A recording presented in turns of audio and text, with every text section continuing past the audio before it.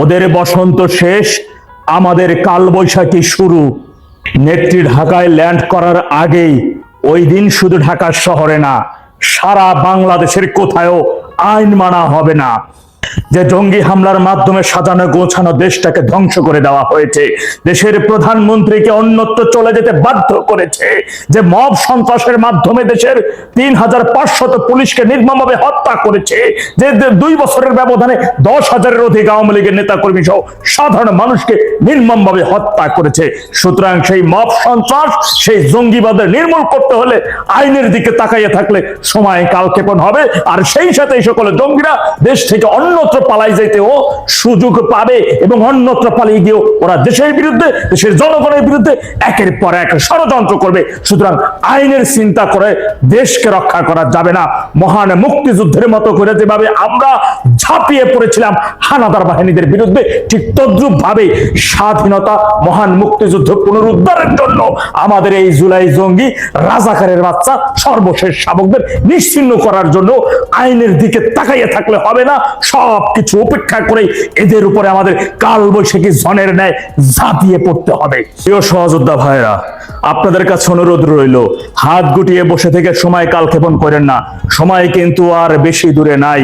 চূড়ান্ত ডাকের আসছে, খুব শীঘ্রই নিকটবর্তী চলে আসছে। প্রস্তুতি নিতে হবে সর্বাত্মক ভাবে। লগি বৈঠকা বানাইয়া স্ব নিরাপদ স্থানে রাখতে হবে। ডাক দেওয়া মাত্রই যেন আপনি লগি বইটা হাতে নিয়ে একেবারে রাস্তায় ঝাঁপিয়ে পড়তে পারেন, আপনার সহযোদ্ধাদের সাথে নিয়ে।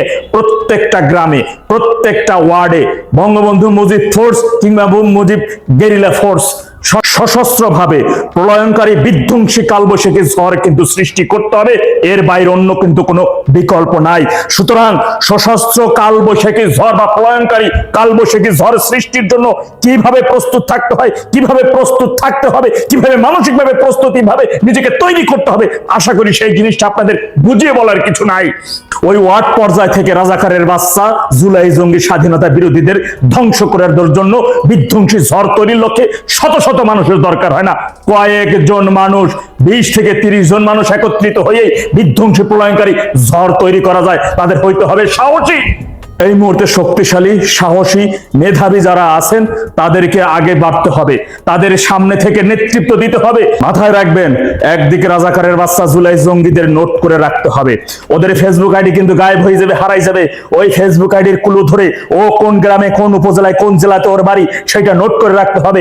ওর ব্যক্তিগত ফোন নাম্বার থাকলে অবশ্যই সেটা নোট করে আপনাকে রাখতে হবে।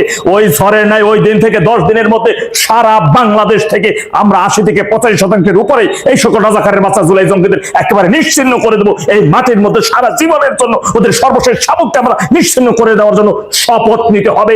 এইগুলা বিদেশে পালায় যেয়ে ষড়যন্ত্র করবে, সুতরাং সেই ষড়যন্ত্রের সুযোগ আমরা দিতে পারি না, দেব না। আমাদের আগামী প্রজন্মের জন্য সুস্থ সুন্দর বাংলাদেশ গড়ার লক্ষ্যে এবং স্বাধীনতা সার্বভৌমত্বের মধ্যে আর যেন কখনো ঝড় না আসতে পারে, আর যেন কখনো এই বিষয় যেন মীমাংসিত ইতিহাস নিয়ে বিকৃত যারা করে তারা যেন আর কখনো এই জায়গাটা হাত দেওয়ার সাহস করতে না পারে, সেই ব্যবস্থা আমাদের করতে হবে।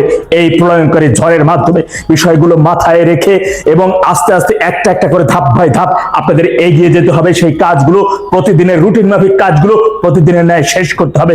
শুধু একটা কথা মাথায় রাখবেন, সময় কিন্তু বেশি দূরে নাই, মাত্র কয়েকটা দিন হাতে গোনা। এগুলো দেখতে দেখতে শেষ হয়ে যাবে, কাজ কিন্তু অনেক। সুতরাং এই কাজগুলো আমাদের ধীরে ধীরে কিন্তু শেষ করতে হবে ভাইরা আমার। ওই প্রথম শ্রেণীর কয়েকশো জঙ্গি এবং রাজাকারের বাচ্চাদের ধরে এদের আইনের আওতায় জিজ্ঞাসাবাদের মাধ্যমে আমরা তাদের থেকে গুরুত্বপূর্ণ তথ্য যেটা প্রয়োজন রাষ্ট্রীয় কাজে সেটা তারা নিয়ে নেবে। কিন্তু বাকি যে হাজার হাজার লক্ষাধিক আছে রাজাকারের বাচ্চা জঙ্গিগুলা, এদেরকে আমাদের এক বাড়িতে নিশ্চিহ্ন করে দিতে হবে। লগি বৈঠার জল তুলতে হবে। সেই তুফান তৈরির লক্ষ্যে কিন্তু প্রস্তুত থাকতে হবে সর্বশক্তি নিয়ে। ঢাকার মধ্যে মিনিমাম 5 কোটি লোকের সমারোহ সহ সারা বাংলাদেশের সাধারণ মানুষকে রাস্তায় নেমে আসতে হবে। এই 2 বছরে দেশের জনগণ বহুত দেখেছে, আওয়ামী লীগের নেতা কর্মী তাদের ঘরে থাকা স্ত্রী কন্যাদেরকে ধর্ষণ করে গণহত্যা চালিয়ে তাদেরকে রাস্তায় পুকুর ডোবায় অনেক লাশ আমরা দেখেছি। ব্যবসায়ী, সাংবাদিক, পেশাজীবী সহ বুদ্ধিজীবী, এমনকি খেটে খাওয়া দিনমজুর ব্যক্তিকে ওরা ছাড় দিতেছে না। সুতরাং আর না, এবার হবে জুমের বিরুদ্ধে চূড়ান্ত বিধ্বংসী ঝড়ের ডাক। আমরা খালে পোহারে পর্বতে গ্রাম অঞ্চলে প্রত্যন্ত অঞ্চলে আমরা শুধু জুলাই জঙ্গি স্বাধীনতা বিরোধী রাজাকারের বাচ্চার বডিটা পড়ে আছে সেইটাই দেখতে চাই, সেটা আমাদের তৈরি করতে হবে। এই ঘটনা আমাদেরই ঘটাইতে হবে। অনেক আওয়ামী লীগের অনেক ক্ষতি হয়েছে, দেশের অনেক ক্ষতি হয়েছে, জনগণের অনেক ক্ষতি হয়েছে, রাজনৈতিক প্রক্রিয়া নষ্ট হয়েছে, গণতান্ত্রিক প্রক্রিয়া নষ্ট হয়েছে। এই যে বলা হচ্ছে তত্ত্বাবধায়ক সরকার কি করবে, নিরপেক্ষ নির্বাচন করবে। আর তার মধ্যে নিরপেক্ষ নির্বাচন করবে বিএনপি আর জামাতের মধ্যে। আমার কথা বোঝেন আগে। আর আমি মনে করি কি জানেন, যতদিন আওয়ামী লীগ নির্বাচনে আসবে না ততদিন তত্ত্বাবধায়ক সরকার কোনো ফাংশনই নাই। একটা দলকে ধরেই নিলাম, আপনার কথা আমি ধরে নিলাম। এই বিষয়টা ক্লিয়ার করি। একটা দল, আপনি বলবেন তত্ত্বাবধায়ক সরকার নামে একটা সরকার নাকি তারা বানাবে, সামনে একটা নির্বাচন করবে, তাই না? এই নির্বাচন কিসের নির্বাচন? সামনে নির্বাচনে যেটা হবে 5 বছর পরে তত্ত্বাবধায়ক সরকার আয়োজন করবে, তাই তো? তাহলে সে তত্ত্বাবধায়ক সরকার কি আওয়ামী লীগের জন্য স্পেস রাখবে? যদি আওয়ামী লীগের জন্য স্পেস না রাখে তাহলে সেটা কি তত্ত্বাবধায়ক সরকার? ভালো করে বুঝেন কিন্তু। তাহলে ওটা কি 4 দলীয় যদি তত্ত্বাবধায়ক সরকার না? এটা 4 দলীয় যদি তত্ত্বাবধায়ক না, যদি আমার বুঝতে পারছেন আমার কথা? তো এই মানে একটা অংশকে সরিয়ে রেখে তত্ত্বাবধায়ক সরকার নামে একটা সরকার রাখছেন, যেটা ভ্যালিডিটি এলো, এটা নিরপেক্ষ সরকার, তাই না? তো আপনার হলো আমাকে ফ্রেমিং করবেন না, কারণ আমি আসলে শেখ হাসিনাকে তাড়ানোর রাজনীতি করিনি। আমি অন্যায়কে তাড়াতে চাইছি, যে অন্যায়টা আসলে সে যায়নি। হ্যাঁ, এবং তার চেয়েও ভয়ঙ্কর ভাবে আপনার হলো নাগরিকদের উপর জুলুম করেছে, শিক্ষকদের উপর জুলুম করেছে, চাকরিজীবীদের উপর জুলুম করেছে, মব সৃষ্টি করেছে, মানুষকে টেনশনে রেখেছে, মানুষের সম্পদ থাপা দিয়ে কেড়ে নিয়ে মনে করেছে এটা গনিমতের মাল, মধ্যযুগীয় কায়দায় মানুষের সম্পদ কেড়ে নিয়েছে, জিম্মি করেছে। তো এগুলো এগুলো অবশ্যই সুখকর কিছু না। এবং আমরা কারো কাছে আমাদের ইমান, চিন্তা, আমাদের মতাদর্শ বিক্রি করে দেয়নি। Not even BNP. হয়তো বা বিএনপি কে সাপোর্ট করছি, কিসের জন্য সাপোর্ট করি? কারণ জামাতের মতো ভয়ঙ্কর রিজিম থেকে বাঁচার জন্য, বাঁচানোর জন্য দেশকে, বিএনপি কে সমর্থন করছি। ঠিক আছে, এবং শুধু বিএনপি কে সমর্থন করছি না, আমি আওয়ামী লীগকে সমর্থন করছি। কেন করছি? জামাতের মতো কালপ্রিটরা বাংলাদেশের ইস্টাবলিশমেন্টে উকি দিচ্ছে, বাংলাদেশের ক্ষমতা দখল করতে চায়। সেই জায়গায় আমাকে অবশ্যই বেস্ট অল্টারনেটিভ পছন্দ করে কাউকে কাউকে ফেভার করতে হবে, সেই ফেভারটাই করি। আমি আপনাকে ফ্রেমিং করছি না, মূলত আমরা যেটা আমি আপনাকে আগেও কোটা আন্দোলন ভুল না, কিন্তু সেটা হচ্ছে দেখেন আমি আপনাকে বলি, শোনেন, জুলাইয়ে যে আন্দোলন আছে সে আন্দোলন ভুল হয় কিভাবে? কিন্তু আন্দোলনের পরে ইউনুস গ্যাং আসলে কি? আপনি ইউনুস গ্যাং এমন একটা গ্যাং, এরা একসঙ্গে একই ক্লাবে মদ খায়, মাতাল হয়ে টাইট হয়ে থাকে। সেই গ্রুপটা ছিল ইন্টারিম গভর্নমেন্ট। এরা কিন্তু ওই চুমুক দেওয়া ক্লাবের মেম্বার, একই ক্লাবের মেম্বার, একই ফ্রেন্ড সার্কেল। এরা এসে ক্ষমতা দখল করেছে, এরা আন্দোলনে কোনো এদের ভূমিকা ছিল না। হ্যাঁ, এবং এরা কিনে নিয়েছে এই আন্দোলনের একটা অংশকে নিয়ে, তারা এই আন্দোলনের মালিক হয়ে গেছে। এইটাই একটা ক্রাইম, যে বাংলাদেশের জনগণের আকাঙ্ক্ষায় তো আন্দোলন হয়েছে, অবশ্যই জনগণের আকাঙ্ক্ষা ছিল এখানে, এবং এটা আওয়ামী লীগের নেতা কর্মীদের আকাঙ্ক্ষা ছিল শেখ হাসিনার পতন। না হলে তারা অস্ত্র নিয়ে যুদ্ধ করতো, গৃহযুদ্ধ হতো, যদি আওয়ামী লীগ যদি এটা মেনে না নিত। তাই না? আওয়ামী লীগ নেতা কর্মীরা যদি মাঠ পর্যায়ে এই পতনটাকে মেনে না নিত, তাহলে কি হতো? মাসের পর মাস গৃহযুদ্ধ লাগে থাকতো। তাই কি হয়েছে গৃহযুদ্ধ? না, আওয়ামী লীগ তো সন্ত্রাসের রাজনীতি কখনো করে নাই, করবেও না। না, এইভাবে বলেন না। আমি নিজে ক্ষতিগ্রস্ত একজন মানুষ। আমার শ্বশুর বাড়ির সম্পদ নষ্ট করা হয়েছে, আমার বাবা ব্যবসা বাণিজ্য, আমার নিজের ব্যবসা বাণিজ্য ভেঙে তছনছ করা হয়েছে। একবারে সরলীকরণ করেন না। এখন সারা বাংলাদেশে আওয়ামী লীগ পতনের পরে যা যা হয়েছে সবগুলোর দায় দায়িত্ব আপনার না? সবগুলোর দায় দায়িত্ব আমার কিভাবে? আমরা আন্দোলন করেছি, আমরা কি কখনো অস্বীকার করি যে আমরা আন্দোলন করিনি? না, আমরা আন্দোলন করেছি। 32 নম্বরটা এইবার আসি, আমি বলি, শোনেন, আমি ব্যাপকভাবে একজন ভিকটিম। জুলাই আন্দোলনে আমি একজন ভিকটিম, এবং বিষয়টা এরকম না যে অন্যরা যেভাবে লুকিয়ে লুকিয়ে ছিল, মাঝে মাঝে প্রোগ্রামে এসে আবার গা ঢাকা দিচ্ছে, আমি ওই রকম না। আমরা ফ্রন্ট লাইনে ফাইটার ছিলাম, গ্রেপ্তার হয়েছি, অনেক অত্যাচারের শিকার হয়েছি। মানে আমাকে তো লাস্ট পিডাব্লিউ তে তো, কিন্তু এর মধ্যেই মানে ওই 5 তারিখে আমাকে বের করতে লাগে, তখনই পতন হয়। 4 তারিখে বের করতে লাগে। হ্যাঁ, ওই দিন তো বের করতে পারলো না, 5 তারিখে সকালে আবার বের করবে, রিমান্ডের জন্য নিয়ে যাবে, তখন আবার ওই বের হতে পারে না, এর মধ্যে পতন হয়ে গেল। ঠিক আছে, আমি একবারে সিরিয়াল একবারে মানে ক্রমাগত ভাবে অত্যাচারের শিকার হচ্ছিলাম। এবং আমি এখনো অনেক মানুষকে চিনি না, অনেক মানুষকে মিলাতে পারি না, আমার স্মৃতিতে মেলে না। এবং আমি আমার মাথায় ক্ষতিগ্রস্ত, আমাকে এত পরিমাণ মাথায় অত্যাচার করা হয়েছে। র্যাবের মিডিয়া সেলে 3 ফিট বাই 3 ফিট একটা ছোট্ট একটা জায়গা আমাকে রেখে দেওয়া হয়েছে, মারতে মারতে কখন অজ্ঞান হয়ে গেছে, আবার জ্ঞান ফিরছে কখন আমি জানি না। নাকি ওই যে গোলাম আজমের ছেলের মতো রাখছিল? না না, আমাকে গোলাম আজমের ছিল না, কারোর সাথে কারো মিলাই না, আমি জানি না আমাকে কি অবস্থা রেখে আছে। ওই যে গামছা আমাকে নিয়ে আমার আসছিল, নতুন গামছা, ওইটার জন্য বলছি। না না না না, ওইভাবে কারোর সাথে কাউকে মিলাই না, ঠিক আছে? আমি এখনো অসুস্থ, এটা আমি বলছি আমি অসুস্থ, ঠিক আছে? তো আমি তো হাওয়াই না, আমাকে তো জেলে নেওয়া হয়েছে, আমাকে সেখানে রাখা হয়েছে, সেখানে স্মৃতি আছে, সেখান থেকে মুক্তি হলাম, সেই সবকিছু তো আনঅফিসিয়াল না। অনেকে তো রাস্তাঘাটে হঠাৎ করে পাওয়া গেছে যে সে আসছে, তখন সে গুম হয়েছিল নাকি কোথায় ছিল জানি না, কিন্তু আমাকে অফিসিয়ালি তো আমাকে সেনা সদর দপ্তর থেকে আমাকে কেরানীগঞ্জ জেলখানা থেকে গাড়ির বহর দিয়ে নিয়ে যাওয়া হয়েছে 9:30টার দিকে। তো এগুলো তো র্যাবের মিডিয়া সেন্টারে প্রেস ব্রিফিং করাইছে, করছেন না, আমাকে ওখানে নিয়ে হাজির করলো না। তো এই বিষয়গুলো কারোর সাথে কারো মিল নাই, কাকে কি পরিমাণ অত্যাচার করছে কি করছে না জানি না, বাট আমি নিজে ক্ষতিগ্রস্ত। এই ক্ষতিগ্রস্ত তাড়না থেকে এবং ওই সময় জুলাই গণঅভ্যুত্থানের পরে ধানমন্ডি 32-এ হামলে পড়া, এবং এটা আসলে আমরা যারা আন্দোলন করছিলাম সবকিছু আমাদের মস্তিষ্ক প্রস্তুত ছিল না, আমরা প্রবাহিত হচ্ছি স্রোতের মতো। এই স্রোতটা কে কোথায় থেকে প্রবাহিত করছে আমাদেরও নিয়ন্ত্রণে নাই, আমরা বুঝতেছি না, বাট মনে হচ্ছে যে সবাই যাচ্ছে আমিও যাই, এরকম একটা প্রক্রিয়া ছিল ধানমন্ডি 32, আমরা সেখানে গিয়েছি। বাট আমি ফিল করি যে হ্যাঁ না, এটা খুব খারাপ কাজ করেছি, এবং আমি জানি যে আমি যতই খারাপ ফিল করি, কখনো আওয়ামী লীগ সুযোগ আসলে তারা আমাকে আমার বিরুদ্ধে প্রতিশোধ নেবে, ঠিক আছে? আমি এটা মনে করি, আমি এটা বিশ্বাস করি, তারপরে আমি বলি। এই জায়গায় আপনি একটা ভুল করছেন। আমি এখন না না, বল না, আপনি না না, সবাই সবার শোধ নেবে, ঠিক আছে? আমি এটা মনে প্রাণে বিশ্বাস করি। এই জায়গায় ভুলটা কি আমি ঠিক আছে? আপনাকে বলি, আপনি একটু শুনেন। ঠিক আছে, যার যখন সুবিধা আসবে, কারো পৌষ মাস, কারো সবাই, আমি জানি বুঝি, এগুলো না, না, না, মারটা এটা খাই অভ্যস্ত, বুঝছেন? আমি বলছি যে এত মার খাইছি, দেখেন মানুষ কয়বার। আপনার কথা মতন ধরেন আমি বিশ্বাস করলাম, আমি আজকে ধারণা নিলাম আওয়ামী লীগ জীবনে ক্ষমতায় আসবে না, শেখ হাসিনা মারা যাবে, বাংলাদেশও আসবে না ওনার লাশ, এটা আমি স্বীকার করলাম। কিন্তু কিন্তু বললাম, পাগল আছে না বাংলাদেশে, কিছু লোকজন আছে না, হ্যাঁ যেমন হ্যাঁ, আমি অবশ্যই। আমি 30 বছর যাবত দেশের বাইরে, আমি 30 বছর 30 ইয়ার্স দেশের বাইরে, 30 বছর। তাহলে আমি আওয়ামী লীগের পক্ষে কথা বলার কারণে যখন আমার বাড়ি ভেঙে দেওয়া হলো, আমার বাবাকে ঈদের জামাতে যাইতে বাধা দেওয়া হইলো, এখন আমি যেটা আল্লাহর কাছে দোয়া করতেছি, আল্লাহ আমার বাপটারে খালি মাইরা ফেলো, তোমরা তুলে নিয়ে যাও গা। এরপরে বাড়িঘর বেচা যে পয়সা আছে, আমার যে পয়সা হবে, আমি মার্সেনারি দিয়া তারেক, তারপরে হাসনাত, নাহিদ, সার্জিস সব যাবে। 2 কোটি টাকার বাড়ি বিক্রি করে আমি সবগুলো আমি কেন? আমি আপনাকে বলি, শুনেন, আমারটা কেন? আমি আপনাকে বলি, শুনেন, মানুষের জীবন নেওয়া সবচেয়ে সহজ। ওই গুলিস্থানে যে ছেলেটা মানে হলো আটা খায়, ওকে 500 টাকা দিলে বা এক প্যাকেট কাচ্চি বিরিয়ানির লোভ দেখাইলে ও একটা ব্লেড নিয়ে একজনকে ফোর্স দেবে। আমি বলছি, শুনেন, এটা খুবই সহজ। এবং যারা রাজনৈতিক কর্মী, সেটা ইভেন বিএনপি করে, আওয়ামী লীগ করে, জামাত করে, বা যারাই করে, তারা জানে যে তাদের প্রত্যেকটা মুহূর্তে শত্রুরা যে কোনো সময় একটা ছুরি দিয়ে আঘাত করতে পারে বা মরতে পারে। তো এগুলো কোনো বিষয় না, আমরা সবাই যে কোনো সময় মারা যেতে পারবো। রাজনৈতিক পজিশনের দিক থেকে আমাদের ক্ষতিগ্রস্ত হতেই পারি, তারপরেও কেন রাজনীতি করি, ভালো লাগে রাজনীতি করি।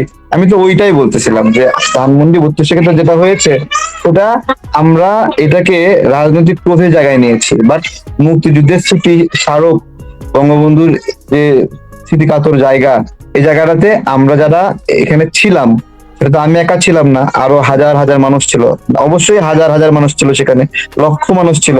তো যারাই ছিল তারাই ভুল করছে, কিন্তু আমি ব্যক্তিগতভাবে সবার আগে বলছি যে আমার এটা ভালো লাগতেছে না। আমার মাঝে মাঝে মনে হয় এটা আমি মানে আমার দ্বারা এটা কেন সংগঠিত হলো, আমি তো এটা আপনার হলো আমাদের মুক্তিযুদ্ধের স্মৃতিচিহ্নের ক্ষতি করলাম, মুক্তিযুদ্ধের ক্ষতি করলাম, আমার কাছে খারাপ লাগে। এবং পরবর্তীতে আরো 2বার যে হামলা হয়, আরো 2বার যে ভাঙচুর হয়, ওই ভাঙচুরের সময় আমরা এই ভাঙচুরের বিরুদ্ধে প্রচারণা চালাই, এবং আমাদের ছেলে পেলে যারা ছিল তাদেরকে বলে তোমরা যেও না, অনেক মানুষকে আমরা নিবৃত্ত করেছি। তো আমাদের কখনো যদি সুযোগও হয়, আমরা এটাকে আমাদের ফান্ডিং আমরা এটা করে দেওয়ার জন্য মানসিকভাবে প্রস্তুতি রাখি। এখনো যদি আমরা একটু ভালো পরিবেশ পাই, ডাক দিয়ে দেবো যেটা লেটস আমরা এটা রিফ্রেশ করি অথবা রিস্ট্রাকচার করি, এটাকে আমরা পুনরুদ্ধার করি, নতুন করে সাজাই। ঠিক আছে, এটাও হবে, এবং সেটা আওয়ামী লীগের হাত দিয়ে হবে না। মুক্তিযুদ্ধকে যারা পছন্দ করে, যারা মনে করে ভুল হয়েছে, তারাই গিয়ে এটা কোনো এক সময় উদ্যোগ নেবে। ঠিক আছে, তখন হয়তো বা আপনারা ফুল দিতে আসতে পারবেন না এবং তারা ফুল দিবে।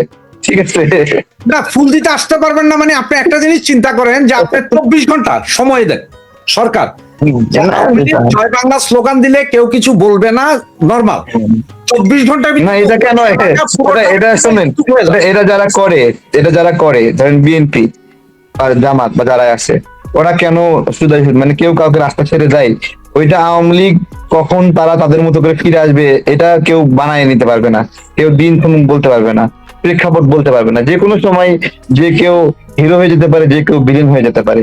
আজকে যে বিএনপি কে অনেক গ্লো মানে হলো কি মানে গ্লোমি মুডে আছে, হ্যাঁ, তারপরে সকালের শিশির যুক্ত ঘাসের মুডে আছে, বিএনপি কি সবসময় এই মুডে থাকবে? আমি জিজ্ঞাসা করি, সবসময় এই মুডে থাকবে না। বিএনপি নিন্দিত হবে, বিএনপি ভুল করবে, তারপরে হলো জামাত ভুল করবে, এই সবকিছু মিলে মানুষের কাছে মনে হবে যে আওয়ামী লীগের যে ভুল, সেই ভুলের তুলনায় ওই ভুল কিছু না, বা এরকম। যেমন আমরা এখন বলি যে আওয়ামী লীগ কি জামাতের চেয়ে অপরাধী? কি এমন হলো যে আওয়ামী লীগ রাজনীতি করতে পারবে না?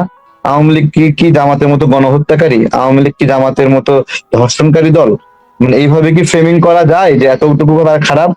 বাট আপনি ওই জামাতকে রাজনীতি করার জন্য খুব ভালো একটা সিচুয়েশন দিচ্ছেন, উন্নয়ন দিচ্ছেন, তারা সরকার গঠনের স্বপ্নও দেখে। আর এইদিকে একটা বড় বাংলাদেশের স্বাধীনতা মুক্তিযুদ্ধের দল বাংলাদেশ জন্মের সঙ্গে যে একটা দলের নামে উচ্চারণ করা যায়, এই দলটাই এখানে বাংলাদেশে জন্ম দিয়েছে, সেই দলকে আপনি রাজনীতি করতে দেবেন? এই সবকিছু মিলে আমরা বলি, তাই আমরা যে তত্ত্বাবধায়ক সরকারের ভোটাধিকারের জন্য লড়াই করেছি, এটা বিএনপির জন্য না।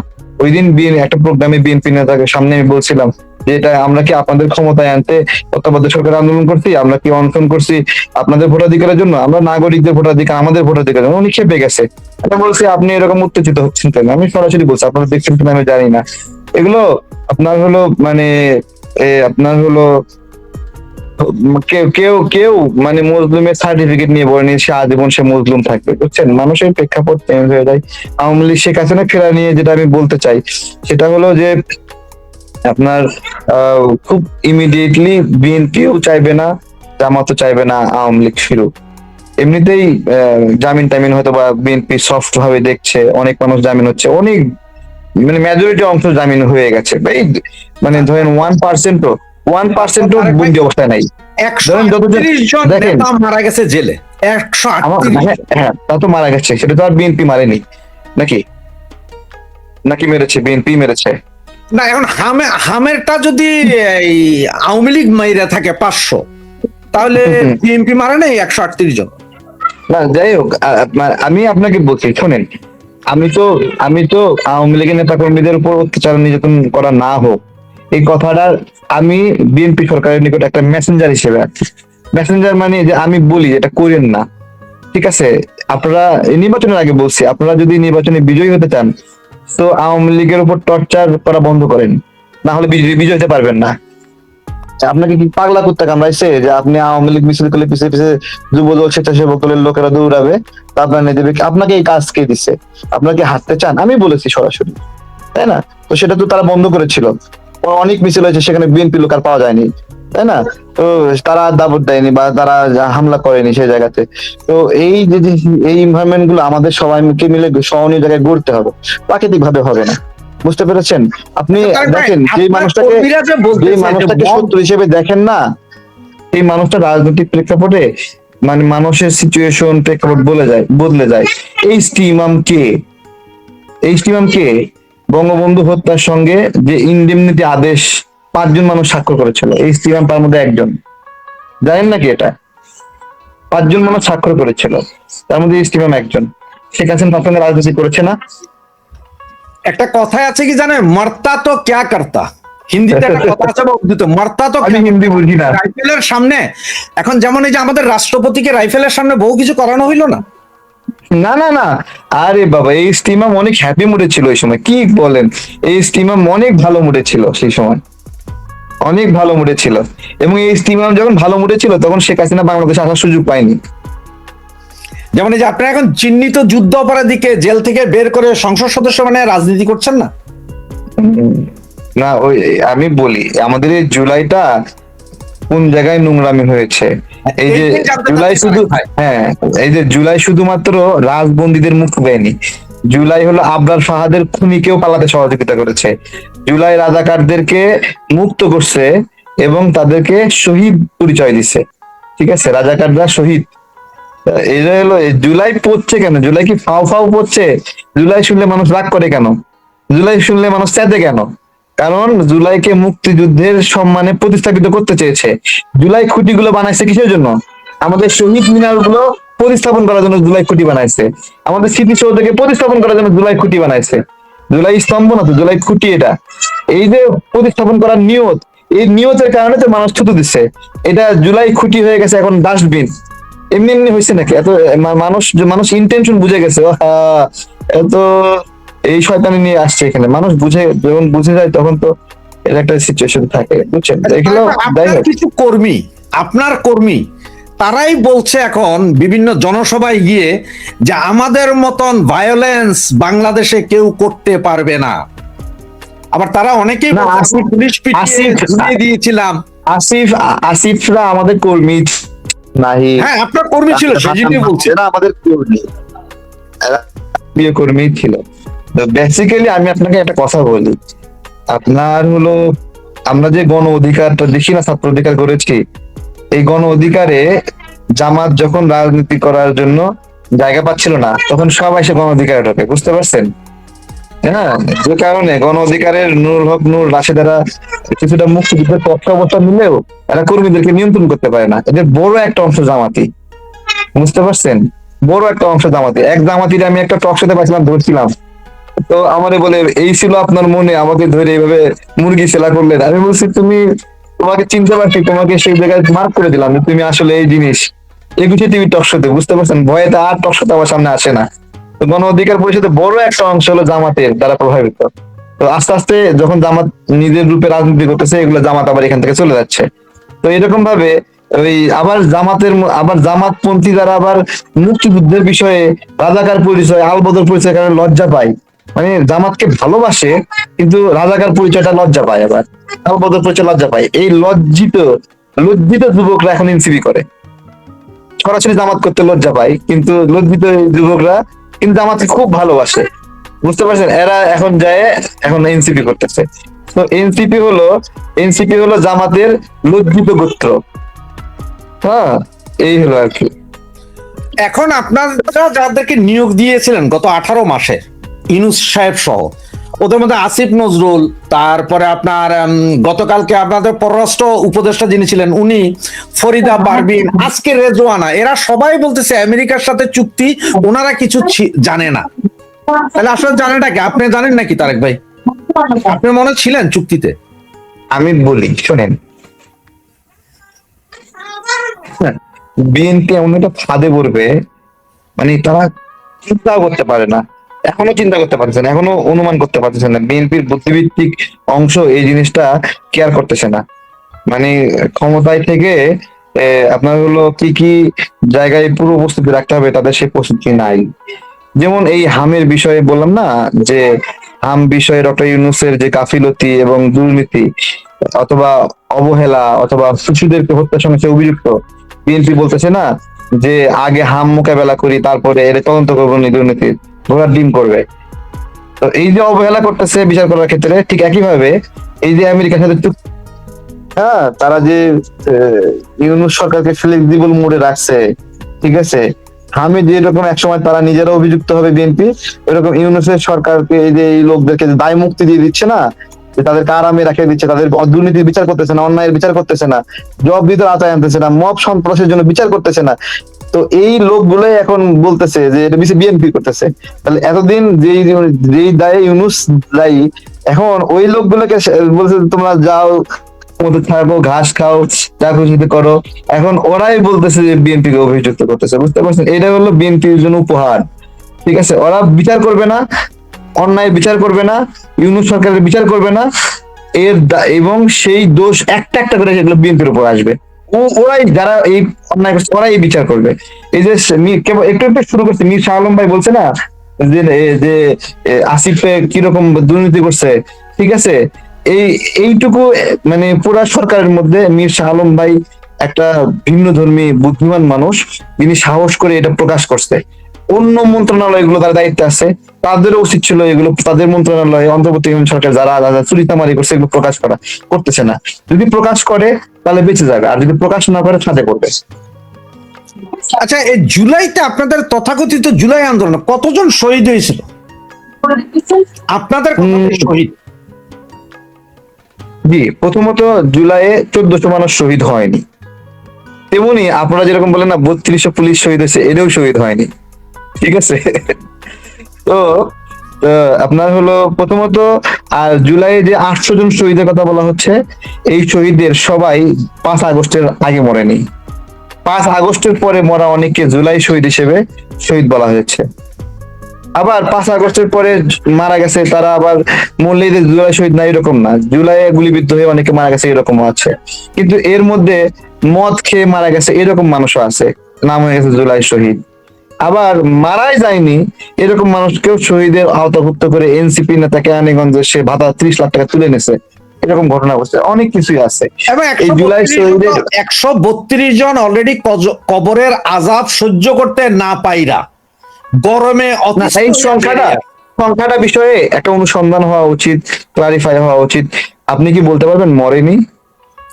কিছু মরছে, মরেনি তা না ভাই। আমার কথা কি, আপনি যখন সেই কিছু মরার জন্য শেখ হাসিনা দায় আছেনি বলে?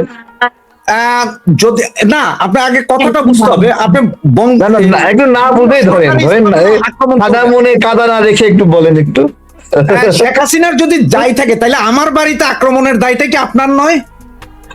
আপনার বাড়িতে এই জুলাই গণ অভ্যুত্থানের পরে, আমি বলি জুলাই গণ অভ্যুত্থানের পরে, ভালো করে শোনেন, জুলাই গণ অভ্যুত্থানের পরে যে সকল বাড়িতে হামলা ভাঙচুর হয়েছে, ঠিক আছে, এর দায় জুলাই আন্দোলনকারী যারা আছে সবারই।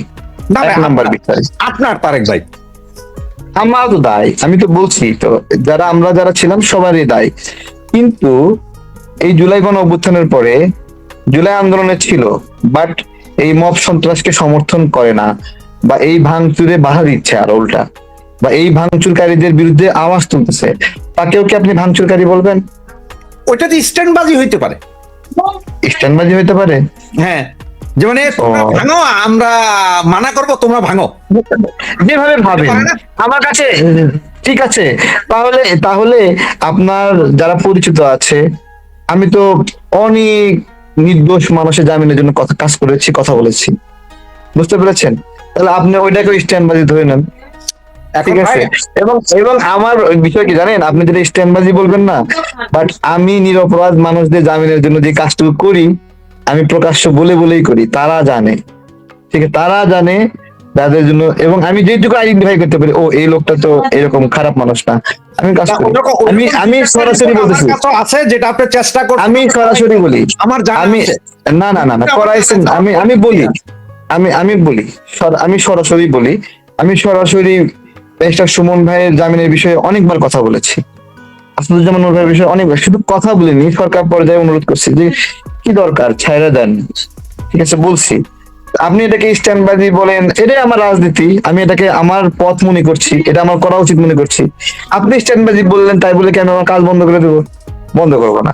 তেমনি যারা হত্যায় জড়িত তাদের বিরুদ্ধেও কথা বলি, আইডেন্টিফাই করি যে এই লোকটা তো নিপীড়ক ছিল, একে কেন ছাড়লেন, আমি তার মুক্তির বিরুদ্ধে কথা বলি। আমি এই লোকটা তো জুলুমকারী ছিল, এই যে আইজিপি মামুন সরাসরি জুলুমকারী, তার মুক্তির জন্য আমি কোনোদিন কথা বলিনি। তাহলে আপনি তো আমাকে যে সব বলাতে পারবেন না, এত সহজ না। কেন আমি বলছিলাম আপনাকে, ওই যে যেমন ধরেন, আচ্ছা আজকে একটু সংক্ষিপ্ত করি, আমার একটা সফর আছে, লাস্ট কোশ্চেন আর কি, এটা কোশ্চেন আমরা কিন্তু অনেকক্ষণ যাবত প্রায় 1 ঘন্টার কাছাকাছি চলে আসছি আমরা। হ্যাঁ, আমাদের দুজনের মধ্যে একটা আলোচনা। ধরেন আপনার সরকারি সম্পদ বা আপনার বাড়িঘর কেউ লুট করতে আসবে, আপনি কি বলবেন যে ভাই লুট করে নিয়ে যাও? আপনি তো যতক্ষণ শক্তি থাকবে লড়াই করবেন। তো যখন সরকারি সম্পদে আগুন জ্বালানো হলো, ক্ষতিগ্রস্ত করা, তখন পুলিশ তো গুলি চালাবেই। আর পুলিশের হাতে তো শর্টগান, ওখানে তো 7.62 না, সামনে পুলিশ আছে, আমি পুলিশ আছে, দেখেন মাথায় গুলি খাবে, ভাই, পেছনে গুলি খাবে। ভাই শোনেন, এই যে একটা সহজ সরলীকরণ ব্যাখ্যা, এগুলো আর কখনো দিয়েন না যে পুলিশের হাতে তো হালকা অস্ত্র ছিল, ভারী অস্ত্র ছিল না, এই বিষয়গুলো বলেন না। আমাদের জীবন নিয়ে চলাফেরা করা অনেক কঠিন ছিল, আমাদের আন্দোলন করছি, সেখানে অস্ত্র নিয়ে বের হওয়া তো আরো টাফ। ভালো করে শুনেন, টিভি সেন্টারে আগে ভাঙচুর হয়েছে না আগে মানুষ মরেছে? সর্বপ্রথম আগে মানুষ মেট্রো, করেছে দাঁড়ান ছাত্রলীগের একটা ছেলে, দাঁড়ান দাঁড়ান, প্রথম দিন। আগে মেট্রো, না না শুনেন, আগে মেট্রো রেলে আগুন লেগেছে না আগে মানুষ মরেছে? আগে সেতু ভবনে আগুন লেগেছে না আগে মানুষ মরেছে? সুস্পষ্ট ভাবে দুটা ব্যাখ্যা বলবো, এই দুটা ব্যাখ্যা বলবো। টিভি সেন্টারে আগুন লেগেছে, তাই না? ঘটনা কি শুনেন ভালো করে। এইদিকে ছিল হলো আইডিয়াল স্কুল এন্ড কলেজ, এদিকে ছিল রামপুরা ব্রিজ। আইডিয়াল স্কুল কলেজের এখানে কয়েকজন মারা গেছে, রামপুরা ব্রিজের এখানে মারা গেছে।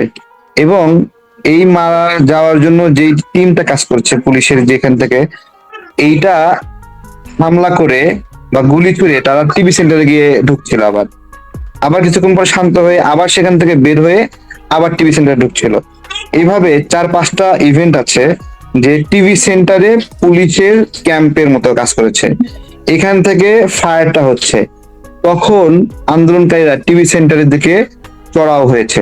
ঠিক একইভাবে মেট্রো রেলের ঘটনাতে মেট্রো রেলের উপর থেকে ওই ওই স্থাপনা থেকে গুলি করা হচ্ছিল মিরপুরে, এবং ওইখানে যখন কয়েকজন ছেলে মারা গেল ওই গুলিতে, তখন ছেলে পেলে ও মেট্রো রেল থেকে গুলিটা হচ্ছে, তাহলে চলো মেট্রো রেলে কারা আছে আমরা দেখি, সবাই মিলে মানে দৌড়ে নিতেছে ওইদিকে। বিষয়টা আপনারা যখন এটাকে সরলীকরণ করেন, যে মনে হয় এইভাবে যে এখানে পুলিশের কাছে তো ছড়া গুলি ছিল, শর্ট গান ছিল, যে পুলিশের কাছে শর্ট গান ছিল, ছড়া গুলি ছিল, সেই পুলিশের কাছে ভারী চাইনিজ রাইফেল ছিল। এবং এটার ভিডিও আছে, ফুটেজ আছে, এবং আমাদের সামনেই তো মারা গেছে, আমরা তো সেই মৃত্যুগুলোর সাক্ষী, আমরা দেখেছি। আমার কোলের উপরে মারা গেছে।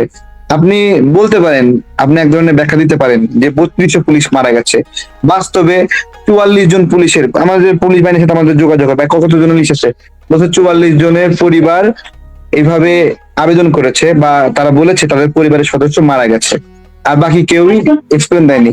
তো আপনারা একটা কাজ করেন তাহলে, যেহেতু 3200 বলেছেন, একটা লিস্ট বানান যে কোন কোন পুলিশ ফ্যামিলি আবেদন করেছে। এটা আপনারা অনলাইনে ফর্ম ছাড়েন যে পুলিশ বাহিনীর নিহত পরিবারের সদস্যরা এখানে আবেদন করেন, আমরা এটা লিস্ট রাখতে চাই। সেটাও কি করেছেন? সেটা তো করা সম্ভব হয়নি। হ্যাঁ, আমার কাছে সরাসরি 196 জন। তাহলে 3200 কিভাবে? দেখেন ছবি সহ।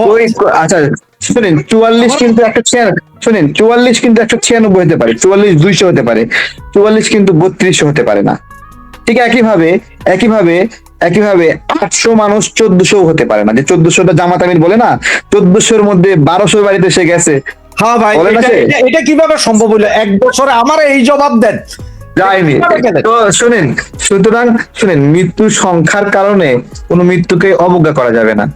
বাংলাদেশে রাজনৈতিক কর্মীদের মধ্যে জুলাই গণঅভ্যুত্থানে অংশ নেওয়া, আমি এখন থেকে 1 বছর আগে ফেসবুক পোস্ট এবং লাইভের মধ্যে বলেছিলাম যে আমার পরিচিত অনেক বন্ধুবর পুলিশ আছে, তারা পারিবারিক ভাবে নিপীড়নের শিকার হয়েছে, গর্ভবতী স্ত্রীকে লাথি মারা হয়েছে, অকালে গর্ভপাত হয়েছে, এরকম ঘটনাও ঘটেছে। আমি বলছি আমার পরিচিত পুলিশ সার্কেলের মধ্যে, এবং মারাও তো গেছে। তো আমি বলেছিলাম যে এই যে যে পুলিশগুলো মারা গেছে, তারা মানে দেখা যাচ্ছে যে সে জায়গায় কোনো হত্যাকাণ্ড ঘটেনি, বাট পুলিশ মারা গেছে, বুঝছেন? তো যেখানে কোনো ছাত্র মারেনি কিন্তু পুলিশ মারা গেছে, সেই পুলিশ তো খুনি না, সহজ করে বলি। তাহলে সেই পুলিশকে আপনি ক্ষতিপূরণ দিবেন না?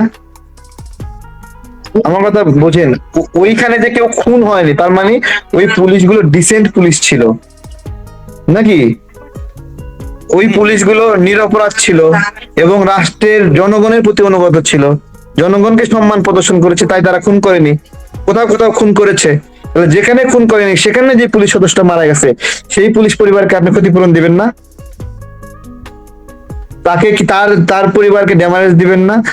এগুলো আমরা আমাদের জায়গা থেকে বলি। আমরা ভাই রাজনীতি করি, আমাদের চিন্তা বুদ্ধি এগুলো কারো দ্বারা প্রভাবিত হয়ে না, ছবিটা দেখছেন তারেক ভাই? ভালো বোঝা যায় না, দেখা যাবে না এইভাবে। বলুন। জুব্বা ও, পরা না না না, শুনেন আগে ভালো করে বুঝেন।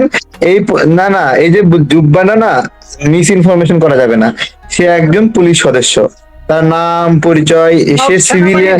সেনাবাহিনীর সাথে। ও তাহলে তাহলে সে ওই বাহিনীরই সদস্য, এটা ডকুমেন্টেড, এটা ক্রস চেক করা আছে আমাদের। এটা সে বাহিনীর সদস্য, সে বাহিনীর সদস্য। এবং আওয়ামী লীগের সময়ও তো আমাদের উপরে অনেক পুলিশ সদস্য সিভিল ড্রেসে আমাদেরকে মারপিট করেছে, তাই বলেছে পুলিশ না। তো এইরকম অনেক ঘটনা আছে। পুলিশটা সিভিল ড্রেসে বের হয় সব সময়, অনেক অনেক সময় অপ্রস্তুত অবস্থায় বের হতে হয় আদেশ পেলে। ঠিক আছে? হচ্ছে যে আপনারা যে স্বরাষ্ট্র শোনেন, উপদেষ্টা যিনি ছিলেন, যা যা ঘটে, গুলির কথা বলার সাথে সাথে ওনার চাকরি গেল গা। আপনি না না না না না, ওনার চাকরি ওই জন্য যায়নি, ওনার চাকরি ওই জন্য যায়নি। বেসিক্যালি ওনার আরো বেশ কিছু বক্তব্য আছে, যে বক্তব্যগুলোর কারণে এই অন্তর্বর্তীকালীন সরকার তাকে মানতে পারছিল না। ওই বক্তব্যের জন্য বিব্রতকর কিছু না, ওই বক্তব্যের জন্য না। আপনার কি মনে হয় না ঠিক আছে। তারেক ভাই, যতগুলো হত্যা হয়েছে, আমি মানি কিন্তু হত্যা হয়েছে, যে সব হত্যাগুলোর সুষ্ঠু তদন্ত, সুষ্ঠু পোস্টমর্টম হওয়া উচিত, বের করা আচ্ছা, উচিত নিজেদের। আমি আপনাকে বলি, শুনেন, আমরা মানে কয়েকটা দাবি করেছিলাম। দেখেন, গুলি করার ক্ষেত্রে যেটা নিকটতম গুলি, সেটা শরীর থেকে এদিক থেকে বের হয়ে ওদিক চলে যায়, বুঝতে পেরেছেন? কিন্তু যেটা দূর থেকে করে সেটা শরীরে থেকে যায়, বুঝছেন? তো আপনার হলো আমরা ধরেন 50 জন নিহতের শরীর পোস্টমর্টম করে যদি শরীরে গুলি পেতাম, তাহলে ওই গুলিটা কোন রেঞ্জের, কোন থানার জন্য বরাদ্দ ছিল, ভালো করে বোঝেন, কিন্তু এটা বের করা যায়। কোন দেশের মেয়ে সব পাওয়া যায়। না না, কোন দেশের মেয়েদের চেয়ে ওইগুলির যে সিরিয়াল বা ওইগুলির যে হ্যাঁ। আইডেন্টিটি, প্রত্যেকটা গুলি কিন্তু আইডেন্টিটি আছে, আইডেন্টিটি নাম্বার আছে। এটা এটা দায়িত্বে কে ছিল, এটা বের করা যায়, অন্তত কিছু মানুষকে খুঁজে পাওয়া যেত। ঠিক আছে? দেখুন, এই জুলাই গণ অভ্যুত্থানে আওয়ামী লীগের নেতা কর্মীরা ব্যাপকভাবে মানুষ হত্যার সঙ্গে জড়িত না, ভাষাটা বুঝেন কিন্তু। এই হত্যাকাণ্ডটা হয়েছে পুলিশের দ্বারা, সহজভাবে। কিন্তু পুলিশ তো একজন রাষ্ট্রীয় কর্মচারী, তার দায়িত্ব পালন করতে গিয়ে তাদের উপরে চাপ আসছে আত্মরক্ষার জন্য অথবা আদেশে, আত্মরক্ষার জন্য অথবা আদেশে বলছি আমি, যে মারো, গুলি করো। আত্মরক্ষার জন্য গুলি করেছে, আবার আদেশ পেয়ে গুলি করেছে, যে দমন করতে হবে। আসলে বাংলাদেশটা এই মুহূর্তে কেমন আছে? কেমন? বাংলাদেশ এই মুহূর্তে আমাদের হামে জর্জরিত শিশুর মতো অবস্থায় আছে, হামে জর্জরিত। একবারে হ্যাঁ, ও তাদেরকে দিয়ে বাংলাদেশকে দেখতে হবে। নাজুক অবস্থা, অসহায় অবস্থা। সরকার যারা আছে এখন রিকভারির চেষ্টা করছে, কিন্তু এত নাজুক অবস্থা, রিকভারি করা টাফ হচ্ছে। একদিকে টানতে, এটা ছোট কাপড় যখন দিয়ে মানুষ লজ্জা ঢাকার চেষ্টা করে না, একদিকে টানলে আরেকদিকে লজ্জা বের হয়ে যায়। বাংলাদেশ এইরকম একটা সিচুয়েশন আছে, আপ্রাণ চেষ্টা করতেছে যারা দায়িত্বে আছে লজ্জাটা ঢাকার জন্য বিভিন্ন ক্ষেত্রে। এত বেশি লুজার বানায় ফেলেছে ডক্টর ইউনূস, ওই ছোট কাপড়ের মতো মানে লজ্জা ঢাকা কঠিন হচ্ছে। তারেক ভাই, আপনার বর্তমান সরকার বা স্বাস্থ্যমন্ত্রী এরা বারবার বলছে যে বিগত সরকার, এবং তারা বলছে যে আওয়ামী লীগ সরকারের আমলও আহমেদ টিকা নাই, বা আপনার ইউনূসের দোষ দেয় না, আওয়ামী লীগের দোষ দেয়। কিন্তু 2023 সালেও আন্তর্জাতিকভাবে পুরস্কৃত হয়েছিল শেখ হাসিনার সরকার হাম সহ 5টা রোগের সিঙ্গেল ডোজ টিকা। তো তখনও সমস্যা হলো না, এত মূল্য না, এখন মরছে। এটার দোষ শেখ হাসিনাকে কেন দেওয়া হচ্ছে?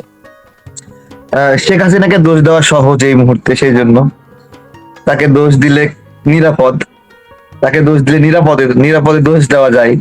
হ্যাঁ, তো সে তো এক্সিস্ট করে না এই মুহূর্তে, তার সমালোচনা করলে তো সহজ, এই মুহূর্তে সবচেয়ে সহজ তার সমালোচনা করা। হ্যাঁ, এই মুহূর্তে সবচেয়ে সমালোচনা কঠিন হলো জামাতের সমালোচনা করা, সবচেয়ে কঠিন এই মুহূর্তে। এবং আমার মাঝে মাঝে মনে হয় যে তারাই পাওয়ারে আছে কিনা, এটা আমার মনে হয় মাঝে মাঝে, তাদের সমালোচনা করা এত কঠিন হবে কেন, আমার মনে হয় এটা এখনো মনে হয় যে তারাই মনে হয় পাওয়ারে আছে এবং আমরা আতঙ্কে আছি, এইরকম লাগে আমাদের। কেন এরকম সিচুয়েশন জানি না। এবং এটার প্রভাব হলো স্বাস্থ্যমন্ত্রীর বক্তব্য, যে তারা জামাত সমর্থিত ইউনূসকে ব্লেম দিতে ভয় পায়। এটার একটা প্রভাব, সূক্ষ্ম প্রভাব আছে, এবং সাইলেন্টলি তাকে বলতে দিচ্ছে না ইউনুসের কারণে এই ক্ষতি। যদিও ইউনিসেফ তাকে বারবার সতর্ক করেছে, নোটিশ করেছে, চাপ দিয়েছে, কিন্তু ওইটা মুখ দিয়ে আনতে পারতেছে না, তাদের বিচারের কথা বলতে পারতেছে না। এইটাই জামাতের প্রভাব। এবং এই জন্যই আমার মাঝে মাঝে মনে হচ্ছে জামাত কি দেশ চালাচ্ছে এখনো ইউনুসের দেশের মতো, এরকম ইউনুসের উপর যেভাবে ভর করেছিল, এরকম মাঝে মাঝে মনে হয় আমার। আচ্ছা তারেক ভাই, এই যে ধর্ষণ মহামারীর আকারে হয়েছে, ধর্ষণ এবং মাদ্রাসায় বলৎকার, তো এই দুইটা নিয়েও তো দেখতেছি আপনি যে জামাতের কথা বলছেন, তারা বলছে শরিয়া আইন চালু থাকলে দেশে ধর্ষণ হইতো না। শরিয়া আইনে কি বলৎকার জায়েজ? বলৎকার তো হয় মাদ্রাসায়, ওরা তো শরিয়া আইন ভালো বুঝে। দেখুন, আমাদের অসংখ্য গৃহকর্মী সৌদি আরবে যায়, মধ্যপ্রাচ্যে যায়, এবং তাদের অনেক গৃহকর্মী প্রেগনেন্ট অবস্থায় বাংলাদেশে ফিরে আসে। শুধু তাই না, অ্যাবর্শন করতে বাধ্য হয় এবং তারা কোনো বিচার পায় না। সুতরাং এটা একটা, আমি প্রেক্ষাপট বললাম যে এটা হয়। যৌনতা, যৌন কেন্দ্রিক অপরাধ, এইটা এখন আছে, এই যে সামনেও থাকবে, ভবিষ্যতে থাকবে।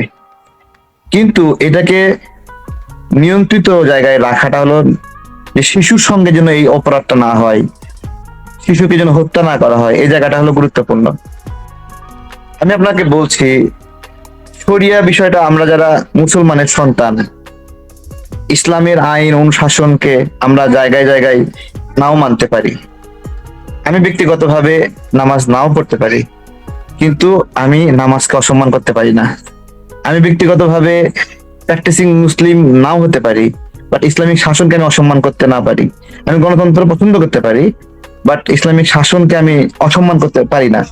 তো যারা এটাকে ক্যাপিটালাইজ করে রাজনীতি করতে চায়, তারা শুধু রাজনীতিটাই করতে চায়।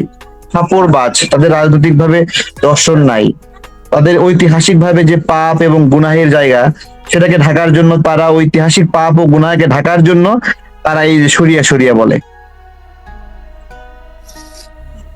তো ভাইজান, আপনি তো সব জায়গায় কথা বলতেন, সবকিছু নিয়ে, একাও অনেক সময় দেখলাম যে প্ল্যাকার্ড ব্যানার নিয়ে আপনারা দাঁড়ায় যাইতেন সেই 18 সালের পর থেকে।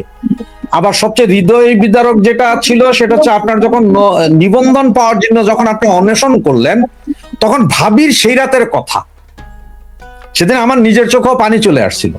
হামে এতগুলো শিশু মারা গেল, এখনো যাচ্ছে, ধর্ষণ এভাবে বাড়ছে, আপনি আজ পর্যন্ত আপনি এটা নিয়ে কথা বললেন না কেন, বা আপনি নামেন না কেন?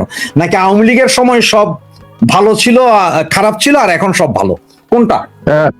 আমি বলি, মানে আপনার চোখে আমার সবকিছু চোখে পড়বে এরকম না, আমার সব আপনার চোখে পড়ে না, পড়বে না।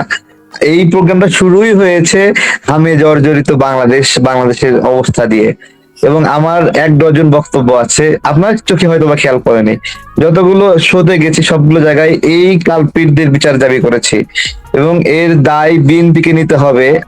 এখন না, যখন ডক্টর ব্যারিস্টার জায়মার রহমান রাজনীতিতে নেতৃত্ব দেবে, তখন বলা হবে তোমার বাবা যখন শাসন আমলে ছিল 2026 সালে, তখন হামে এই 1000 শিশু মারা গিয়েছিল। এখন তো 500 পার হয়েছে না, কদিন পরে 1000 পার হবে, কোট করবে, তখন বলবে না কিন্তু ডক্টর ইউনূসের কারণে এটা হয়েছে। এবং মাননীয় প্রধানমন্ত্রী তিনি এই খোঁচা মারা কথাটা উপহার হিসেবে রেখে যাচ্ছেন, যেহেতু উনি বিচার করছেন না ডক্টর ইউনূসের, যেহেতু উনি বিচার করছেন না নূরজাহানের, এই জন্য এইটা ওনাকে এটা উপহার হিসেবে পাইতে হবে। তার মেয়ে, তাকে নিয়ে এই পচা কাজটা হবে, তখন আপনারা দেখবেন এটা। শেখ হাসিনার সরকার যখন পতন হলো, আপনারা যখন পতনটা ঘটালেন, এরপরে যে অর্থ উপদেষ্টা ছিল তিনি বলছিলেন যে দেশের অর্থনৈতিক অবস্থা ভালো আছে, কিন্তু ইন্টারিম গভর্নমেন্ট পরবর্তী বললো যে সব লুটে পুটে গেছে। এরপরে এখন আবার তারেক জিয়া বলতে যে সব আওয়ামী লীগ খেয়ে গেছে। 18 মাস কি আওয়ামী লীগ ছিল? গত 18-19 মাস তো আওয়ামী লীগ ছিল না। বা তখন যেমন আপনার ইসলামী ব্যাংক যখন এসালম বা অন্য কারো হাতে ছিল, তখন এটা সুদের টাকা ছিল। এখন যে 3000 কোটি টাকা ছাপাইয়া সেই টাকা সুদে নিয়ে ইসলামী ব্যাংক চালাচ্ছেন, এখন কি হালাল? ইসলামী ব্যাংক যখন জামাত দখল নিল, তারপরেই এর অবস্থা বেশি খারাপ হয়ে যায়, এটা মানতে হবে। 3000 কোটি টাকা এখানে প্রিন্ট করে দিতে হয়, তার হলো সংকট।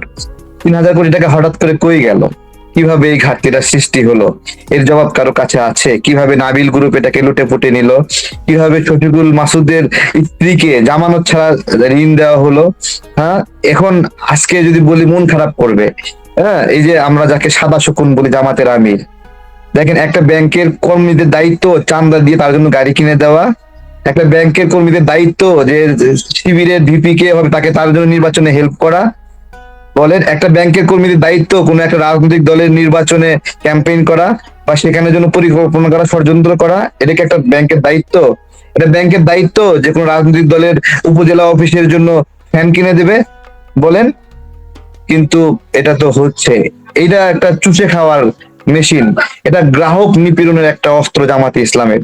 গ্রাহকদেরকে নিপীড়ন করছে এবং গ্রাহক মানে তাদের নেতা কর্মীদেরকে গ্রাহক সাজিয়ে ইসলামী ব্যাংকের সামনে গিয়ে মব করাচ্ছে। সাকসেসফুলি করতেছে তারা এটা। এবং এই যে মিজানুর রহমান আজহারি যখন ওয়াজ করলেন না, তখন চট্টগ্রামের সমস্ত স্টাফ যারা ছিল ইসলামী ব্যাংকের সবাইকে 2,000, 3,000, 5,000 টাকা করে চাঁদা দিতে বাধ্য হয়েছে। বাধ্য করা কি ইসলামিক প্রচার প্রচারণার কাজ? বলেন। কিন্তু করেছে এটা, কি করবেন? তো তারেক ভাই, আপনারা আসলে আন্দোলনটা কি নিয়ে করেছিলেন শেখ হাসিনার বিরুদ্ধে? অনেক ধন্যবাদ। আমি নিজে একজন নিয়োগ প্রত্যাশী, অনেকবার চাকরিতে ভাইবা দিয়েছি। কোটা ব্যবস্থাপনা অবশ্যই ভালো ব্যবস্থাপনা ছিল না, এবং পরবর্তীতে যে মানে শিকড় শুদ্ধ উচ্ছেদ করে দিল কোটার, সেটাও একটা ভালো সিদ্ধান্ত ছিল না। সুতরাং everything was not good and fine. এবং আমরা আজকে খারাপ লাগবে, এখন তত্ত্বাবধায়ক সরকার ন্যায্য মনে হচ্ছে না। এটা এটা শেখ হাসিনা সরকারের সময় শেখ হাসিনা ন্যায্য মনে করেনি। তত্ত্বাবধায়ক ওই ব্রিজ, ওই সেতু, যেই সেতুর মাধ্যমে জনগণ কোন একটা রাজনৈতিক দলকে ক্ষমতায় যাওয়ার জন্য ব্রিডিং করে, সেইটা শেখ হাসিনা ওইটা দিয়ে ক্ষমতায় আসছে এবং ওইটা ভেঙে দিয়েছে। নিজে ওইটা দিয়ে পার হয়ে, সেতুটা পার হয়ে ভেঙে দিয়েছে যে আর এই তত্ত্বাবধায়ক সরকার লাগবে না। এই কথাটুকু সত্য না মিথ্যা? আপনি বলেন। যে তত্ত্বাবধায়ক কথাটার জবাব দিতে হলে আমাকে যাইতে হবে, আপনি কতদিন ধরে ইলেকশন দেখেন? কোন সাল থেকে ইলেকশন দেখছেন? শোনেন, হ্যাঁ, আপনি যত ইলেকশনের কথাই বলেন, তত্ত্বাবধায়ক সরকারটা মানে যেভাবে আসছে, তার আগে তত্ত্বাবধায়ক সরকার যেগুলো ছিল এগুলো বহুত খারাপ। ঠিক আছে, বহুত খারাপ। আমার প্রশ্ন হলো, সে তত্ত্বাবধায়ক সরকারকে শেখ হাসিনা তো ভালো মানুষ আপনি আপনার হিসাবে ধরেন, তাহলে সে এটাকে আরো ভালো করতো, সেটাকে পুরোটা মানে ভয়েড করলো কেন? এবং এখন সামনে যে নির্বাচনগুলো হবে সেগুলোতে আওয়ামী লীগ কি তত্ত্বাবধায়ক সরকার চাবে না, নাকি অন্যের অধীনে নির্বাচন চাইবে? না না, আপনাকে বলেন। বলছি, আপনি 91 ইলেকশনটা দেখেছিলেন তত্ত্বাবধায়ক সরকারের অধীনে? সরি, শুনতে পাচ্ছি না। বুঝিনি। 91 সালের ইলেকশন দেখেছিলেন তত্ত্বাবধায়ক সরকারের অধীনে? আপনি আরো বলেন। না না, আমি ওইটা জানতে চাচ্ছি, 91, 96 এগুলো ইলেকশন গুলো দেখেছিলেন তো তত্ত্বাবধায়ক সরকারের অধীনে? মনে হয় সম্ভবত, যদি দেখে থাকেন তাহলে তত্ত্বাবধায়ক সরকারের থিওরিটাকে সবচেয়ে বেশি জলাঞ্জলি দিল কারা? 2006 সালের তত্ত্বাবধায়ক সরকারকে কারা সবচেয়ে ডুবাইলো? শেখ হাসিনার দোষ তো পরে দিবেন, তার আগে কারা শুরু করলো এটাকে? সেই জায়গাটা কি কখনো চিন্তা করছেন? আপনি কন্টিনিউ করেন, আমি শুনতেছি, আরো শুনতে চাই এই বিষয়ে। না না, এটা কারা করলো? এরপরে আমাদের বাংলাদেশে আপনি যদি চিন্তা করেন, একটা জিনিস দেখেন যে এক্সাম্পল, আপনি একটা জিনিস দেখছেন যে আপনি ধরেন একটা ব্যবসা করবেন, পাশের দোকান পাশে কিন্তু আরেকজন এসে ব্যবসা করা শুরু করবে, সেম ব্যবসা। মনে করে যে কাস্টমার সব তারেক নিয়ে যাবে, কেন আমিও নি, অর্ধেক প্রতিযোগিতা চলে। সুতরাং একটা খারাপ কাজ যদি কেউ করে, সেটার কিন্তু ফল আবার সগুণে আইসা বাড়তি আরেকজনে করে। এটা তো মূল। কোটা বিরোধী আন্দোলন যেটা করলেন, আপনি বললেন এখন কি কোটা নাই? এই যে জুলাই কোটা, এটা কি ভাই?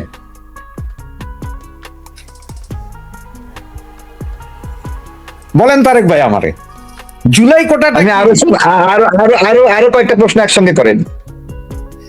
না, এই যে জুলাই কোটাটা, এখন যে জুলাই কোটা, মুক্তিযোদ্ধা তারা দেশ স্বাধীন করে পাপ করছে, আমি স্বীকার করলাম, ঠিক আছে। এখন আপনারা যারা জুলাই কোটা, জুলাইয়ের নামে আন্দোলন করলেন বা যা করলেন তথাকথিত আন্দোলন, এখন যে কোটা ব্যবস্থা, জুলাই কোটা, জুলাইয়ের নামে এখন 30,000 টাকা, ওই ট্যাক্সি অ্যাক্সিডেন্ট করে হাত পা হারাইছে সে আবার যায় এখন জুলাই শহীদ। তো এগুলোকে কি মনে করেন? এখন কোনটা ভালো ছিল আসলে ব্যবস্থাটা? হ্যাঁ, অনেক ধন্যবাদ। প্রথমত 91 সালে তো 91 সালে নির্বাচন মানে নির্বাচন আমাকে দেখতে হলে বই পুস্তক থেকে দেখতে হবে। আমরা কি সেই সময় এক্সিস্ট করতাম? সেই জিনিস তাই না? জিজ্ঞেস করছি। 96 সালের বিষয়েও যদি আমাকে ইয়ে করতে হয় তাহলে আমাকে বই পুস্তক থেকে জানতে হবে, তাই না? আমরা কি বুঝি জানেন যে আহ, শেখ হাসিনার চেয়ে বেগম জিয়া অনেক সহনশীল ছিলেন বিভিন্ন আন্দোলনের ক্ষেত্রে, জনগণের দাবির ক্ষেত্রে, বা জনগণের প্রতি নমনীয় হওয়া, জনগণের প্রতি জনগণকে মেনে নেওয়া, যে সেই ভুল জনগণ সঠিক এইটুকু যে মেনে নেওয়া, এই জায়গা থেকে শেখ হাসিনার চেয়ে বেগম জিয়া অনেক বেশি সহনীয় এবং নমনীয় ছিলেন। ঠিক আছে, এই সহনশীলতার জন্য বেগম জিয়া দেশেই তার মৃত্যু হয়েছে, এবং শেখ হাসিনা বাংলাদেশের বাহিরে আছেন এখন। এবং শেখ হাসিনা, আমি যখন সর্বশেষ গ্রেপ্তার হই, আমার সাথে ওনার কমিউনিকেট হচ্ছিল আমি গ্রেপ্তার থাকা অবস্থায়, কনভারসেশন এভাবে করছিল গোয়েন্দা সংস্থার মাধ্যমে যে আন্দোলন কিভাবে বন্ধ হবে বা এগুলো। আমি তাকে বলেছিলাম যে একটু ফ্লেক্সিবল হন না, আপনি ভালো থাকবেন, আপনার দল ভালো থাকবে, এবং আপনি কি হবে আপনি জানেনও না। তাকে বলেছিলাম যে আপনি রাষ্ট্রপতির হাতে দায়িত্ব ছেড়ে দেন, ভালো হবে, একটা নির্বাচন দিয়ে দেন, ডেট দেন, আপনি আবার নির্বাচিত হতে পারেন, না হলে একবার পরে হবেন। উনি কাউকে কখনো, উনি খুবই আত্মবিশ্বাসী, কারো পরামর্শ কখনো পরামর্শ মনে করতেন না। এমনকি ওনার দলের ভিতরে অভ্যন্তরেও কাউকে উনি পারফেক্ট মনে করতেন না যাতে সে একটা ভালো পরামর্শ দেবে, এবং খুবই আত্মবিশ্বাসী। এই যে আত্মবিশ্বাসের জায়গা মানুষের ক্ষতির কারণ হয়। আপনি যে প্রশ্নগুলো করেছিলেন না, 91 সালে, 96 সালে যা যা হয়েছে, সেই জায়গাগুলো আপনার হলো শেখ হাসিনাদের দাবিরই একটা ফলাফল। এবং তত্ত্বাবধায়ক সরকার তারাই দাবি করে করেছেন, এবং এটাকে স্টেপ বাই স্টেপ পারফেক্ট হবে না, পূর্ণতা দেওয়ার কমিটমেন্ট ছিল। আস্তে আস্তে আস্তে আস্তে ভালো জায়গায় যাবে, সেই পূর্ণতার দিকে নিয়ে যাওয়া হয়নি, আরো খারাপের দিকে নিয়ে যাওয়া হয়েছে, যার একটা ফলাফল এমনি হুট করে। খারাপের দিকে নিয়ে গিয়েছে তো 2007 সালে 6 সালে। আরে বাবা, 2000 ধরেন বিএনপি খুবই খারাপ, তারা 96 সালে তত্ত্বাবধায়ক সরকার মানছে না, তাই তো? তারপর 2007 তারা স্পয়েল করতে চায়, কিন্তু শেখ হাসিনা দায়িত্ব নেওয়ার পরে এটাতে পুরোপুরি ভ্যানিশ করার পথে গেল। আমার কথা বুঝেন, তারা তো খারাপ দেখেই তো শেখ হাসিনা ধরেন ক্ষমতায় আসছিল 2008 সালে। আমার কথা বুঝেন আগে, কিন্তু সে আইসা সে যে কাজটা করলো, সেই কাজের ফলাফল আপনি ভালোই এনজয় করতেছিলেন, যে 14, 18, 24 এনজয়মেন্টটা নষ্ট হলো কেন? এটা কাকতলি হবে না? আপনি কি মনে করেন শুধুমাত্র কোটা আন্দোলনের কোটার দাবিতে সবাই হইচই করে মাঠে নেমে গিয়ে তাকে দেশ থেকে বিতাড়িত করেছে, বা সে বিতাড়িত হয়েছে বা চলে গিয়েছে, যে ভাষায় বলেন, আপনাদের যে ভাষার সুবিধা হয় সেভাবে আপনি এই ভাষাটা ধরে নেন, না না, ঠিক আপনার আছে? ভাষায় বলেন, আপনার ভাষায় আমার বলেন, ভাষায়- আপনারা যেভাবে বলবেন আমি শুনি। আপনার একটা কথা আমাকে মজা লাগছে, সেটা কি জানেন? আপনি এই মুহূর্তে আমাকে বললেন যে খালেদা জিয়া খুব ভালো ছিল, দাবি মেনে নিত। এখন আপনার একটা কথা বলি, আমেরিকা খুব ভালো, খুব শক্তিশালী পৃথিবীতে, ভেনেজুয়েলার প্রেসিডেন্টকে 3 ঘন্টার ভিতরে তুলে আনতে পারছে। কারণ কি জানেন? আমেরিকা শক্তিশালী। ঠিক আবার ইরানে যায় আমেরিকা এখন বলতেছে যে হায় হায় হায় গলার কাটা ইরান, কারণ ওটা ফাইট দিতেছে। খালেদা জিয়া ভালো ছিল, কারণ হচ্ছে যে ওর সাথে ফাইট দেওয়ার মতো, ওর চেয়ে ভালো ফাইট দেওয়ার মতো শেখ হাসিনা ছিল। কিন্তু এখন যারা আছে, এখন যারা আপনারা যারা আছেন, তারা কি ফাইট দিলেন? শেখ হাসিনা ভালো ফাইট দিতে পারে, সেই জন্যই সে জনগণের দাবি মেনে নেবে না, এটা কোনো যুক্তি হলো না, বুঝছেন? না, জনগণের দাবি কোন আমি তো ওইটাই বললাম, ঠিক আছে? জনগণের শোনেন, তারেক ভাই, তারপরেও জনগণের কোন দাবিটা মানে নেই? শোনেন, দেখেন, মানুষের রাজনৈতিক ভুল হতে পারে, আওয়ামী লীগের রাজনৈতিক ভুল হতে পারে, বিএনপির হতে পারে, জামাতের হতে পারে, যার যেটুকু ভুল হয় না, ওইটাকে কারেকশন করে নিতে হয়, এবং এটা ফিল করতে হয়, এবং ওখানে দাম্ভিকতা দেখাতে হয় না যে আমি ভুল ছিলাম না। আমার কথা সহজ করে আমি আবার বলি যে কোটা আন্দোলন কোনো ভুল আন্দোলন না, বাট আপনার হলো শেখ হাসিনা পতনের আন্দোলনও ভুল আন্দোলন না, এরকম পতন বারবার হবে। বাট ওই যে রিজিডিটি, হ্যাঁ, হলো পাওয়ার হলো ইলাস্ট্রিসিটি থাকতে হয়, পাওয়ারে রিজিডিটি হলে ভেঙে কাচের মধ্যে ভেঙে যাবে, ভেঙেই গেছে, এমন ভাবে ভেঙে গেছে, জোড়া লাগাতে পারছেন না, সহজ হচ্ছে না। হ্যাঁ, যে ভার্সনে বলেন সফট আওয়ামী লীগ, বিভিন্ন ধরনের আওয়ামী লীগ, অথবা আওয়ামী লীগ পুনর্বাসন বলেন, অথবা হলো নতুন মডেলের আওয়ামী লীগ, কোনোটাই একটা পজিশন আসছে না। দুশ্চিত বলে না যে শেখ হাসিনা আসবে, আসবে কিভাবে আসবে? শেখ হাসিনার বয়স কত? তার তো অনেক বয়স হয়েছে, তিনি একজন সিনিয়র সিটিজেন এখন, এবং ধীরে ধীরে আরো টেনশন দুশ্চিন্তা আরো বেশি কল করবেন। সুতরাং এই যে গল্পগুলো সরানো, এটা এত সহজ না। অনেক অনেক